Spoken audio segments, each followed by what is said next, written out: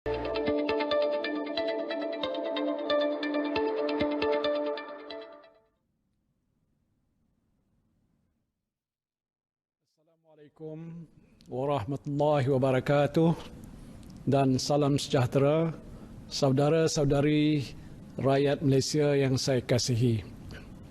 Malam ini sekali lagi saya berada di hadapan saudara-saudari sekalian untuk memaklumkan situasi semasa ancaman wabak COVID-19 yang telah pun menimbulkan kebimbangan bukan sahaja di Malaysia, malahan di seluruh dunia. Sehingga kini wabak COVID-19 telah merebak di 135 buah negara. Seramai 162,711 orang telah pun disahkan positif COVID-19 ini di seluruh dunia. Daripada jumlah ini, seramai 6,443 orang telah meninggal dunia. Di Malaysia telah berlaku peningkatan kes COVID-19 secara mendadak, iaitu 190 kes semalam, disusuli 125 kes baru pada hari ini, menjadikan jumlah keseluruhan individu yang dijangkiti wabak ini adalah sebanyak 553 orang. Daripada jumlah tersebut, seramai 511 orang sedang pun dirawat di hospital, manakala 42 orang telah pun pulih. Kerajaan memandang serius situasi semasa ancaman virus berbahaya ini, terutamanya perkembangan gelombang yang kedua. Keutamaan kerajaan kita pada masa ini adalah untuk mencegah penularan baru wabak ini yang dibimbangi akan menjangkiti lebih ramai rakyat. Situasi semasa wabak ini memerlukan tindakan drastik diambil bagi memulihkan keadaan secepat mungkin. Dan untuk itu kerajaan memutuskan untuk melaksanakan Perintah Kawalan Pergerakan mulai 18 Mac 2020 iaitu lusa hingga 31 Mac 2020 di seluruh negara.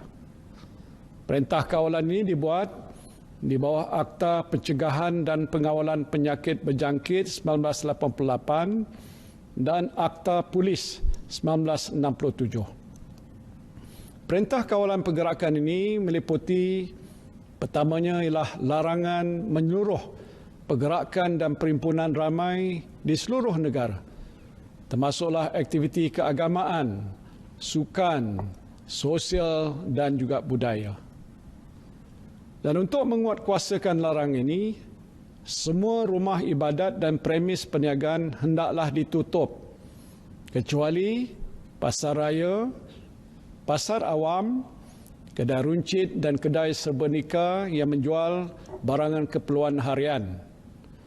Khusus untuk umat Islam, penangguhan semua aktiviti keagamaan di masjid dan surau, termasuklah solat Jumaat adalah selaras dengan keputusan Mesyuarat Jawatankuasa Muzakarah Khas yang telah pun bersidang pada 15 Mac 2020.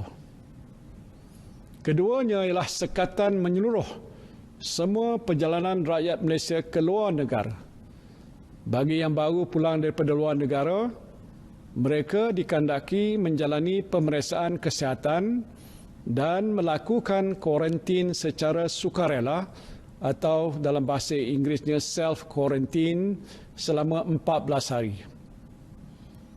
Ketiga, sekatan kemasukan semua pelancong dan pelawat asing ke dalam negara. Keempat ialah penutupan semua taska, sekolah kerajaan dan swasta, termasuklah sekolah harian, sekolah berasrama penuh, sekolah antarabangsa, pusat tahfiz dan lain-lain institusi pendidikan rendah, menengah dan pra-universiti. Kelima ialah penutupan semua institusi pendidikan tinggi, IPT awam dan swasta, serta institut latihan kemahiran di seluruh negara. Dan keenam, penutupan semua premis kerajaan dan swasta kecuali yang terlibat dengan perkhidmatan penting negara ataupun essential services, iaitu air, elektrik, tenaga, telekomunikasi, pos, pengangkutan, pengairan, minyak, gas, bahan api, pelincir, penyiaran, keuangan, perbankan, kesihatan, farmasi, bomba, penjara, pelabuhan, lapangan terbang, keselamatan, pertahanan, pembersihan, peruncitan dan bekalan makanan. Saya sedar bahawa saudara dan saudari mungkin merasakan bahawa tindakan yang diambil oleh kerajaan ini menimbulkan kesulitan, kesukaran untuk saudara-saudari menjalani kehidupan seharian. Namun tindakan ini mesti diambil oleh kerajaan untuk membendung penularan wabak COVID-19 yang berkemungkinan meragut nyawa rakyat negara kita ini. Kita telah melihat peningkatan wabak COVID-19 secara mendadak daripada puluhan orang yang dijangkiti virus ini kepada ribuan orang dalam satu masa yang begitu singkat di beberapa buah negara lain. Sudah pasti saudara dan saudari tidak mahu keadaan yang sama berlaku di negara kita. Kita tidak boleh menunggu lebih lama sehingga keadaan menjadi lebih meruncing dan tindakan drastik perlu diambil dalam kadar yang segera untuk menyekat penularan wabak ini dengan cara menghadkan pergerakan orang ramai. Dan inilah satu-satunya cara untuk kita mengelakkan lebih ramai rakyat negara ini dijangkiti wabak yang boleh meragut nyawa. Saya harap saudara-saudari dapat bersabar menghadapi dugaan ini. Jangan panik, juga jangan rasa cemas dan sentiasalah bertenang. Saya percaya dengan langkah-langkah sekatan pergerakan yang dilaksanakan oleh kerajaan ini, kita mampu menyekat penularan wabak ini dalam masa yang terdekat. Kita telah melihat beberapa buah negara yang mengambil langkah yang agak drastik untuk mengawal penularan wabak ini, seperti negara China yang telah menunjukkan penurunan mendadak kes-kes jangkitan COVID-19 ini. Saya juga ingin memberikan jaminan bahawa bekalan bahan-bahan makanan, keperluan harian dan juga penjagaan kesihatan termasuklah toping muka adalah mencukupi. Saya telah pun mengarahkan Kementerian Perdagangan Dalam Negeri dan Hal Ehwal Pengguna agar sentiasa memantau situasi bekalan makanan dan keperluan harian di pasaran di sepanjang tempoh Perintah Kawalan Pergerakan ini berkuat kuasa. Saya merayu kepada saudara dan saudari agar sentiasa mematuhi Perintah Kawalan Pergerakan ini. Ini adalah tanggungjawab kita bersama yang mesti kita laksanakan sebagai rakyat yang prihatin terhadap keluarga kita, masyarakat kita dan negara kita.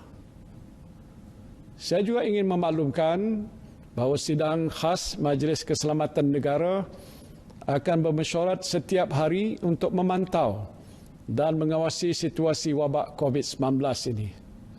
Saya sendiri akan mempromosikan mesyuarat ini dan juga memaklumkan kepada saudara-saudari perkembangan situasi wabak COVID-19 dari semasa ke semasa. Jika saudara dan saudari mempunyai sebarang pertanyaan berhubung dengan Perintah Kawalan Pergerakan, saudara-saudari boleh menghubungi Pusat Pengurusan Operasi Negara di talian hotline. Nombornya 03 8888 2010. 03 8888-2010 bermula jam 12 tengah hari esok.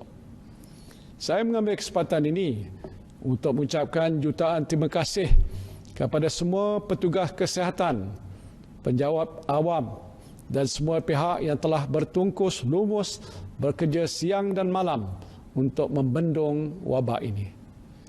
Saya berdoa agar saudara dan saudari sekalian akan terus cekal dan tabah dalam menjalankan tugas untuk negara demi memastikan keselamatan dan kesejahteraan rakyat di negara ini senantiasa terpelihara. Akhir sekali, saya berdoa agar saudara dan saudari sekalian senantiasa diberikan perlindungan oleh Allah Subhanahu wa taala. Wabillahi taufiq wal hidayah. Assalamualaikum warahmatullahi wabarakatuh.